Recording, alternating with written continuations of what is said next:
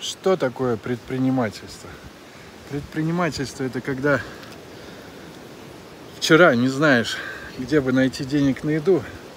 Сегодня ты в другой стране, в бассейне, рядом с океаном. А завтра опять не знаешь, где найти денег на еду. Это вот качели. Качели, к которым надо быть готовым. Готовым всегда. И кайфовать от этих процессов, что процесс неопределенности. Вот что такое предпринимательство.